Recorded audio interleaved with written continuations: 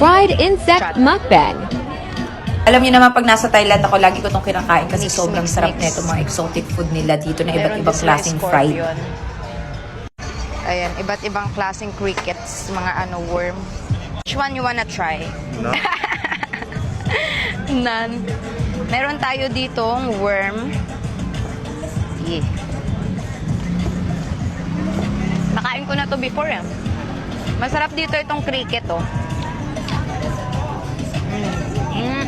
Iba na kiss.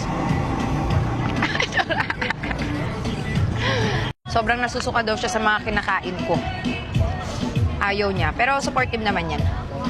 Ang laki na ito oh. Tingnan niyo to. Nakakain ako ng yung buhay na shrimp at saka yung squid shot.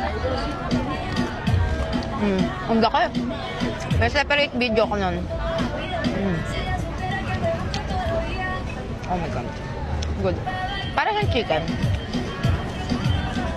Ang daming pwedeng kainin dito. Di ba, tinanong kita, gusto mo ng alcohol?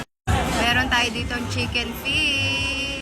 Nakauwi lang galing night market, 10:30 na dito. Ang ganda na itong bleaching soap natin. Gamit ko yung scrap soap natin. Ang lambot na ito sa skin, matagal matunaw at sobrang bula. At nakakatulong to kung may mga, may mga breakout kasi mabilis siya talaga makatuyo. Lagi ko tong gamit at ang dami nating good feedback dito. Talagang di ka tatamarin maligo pag ito yung gamit mo na sabon.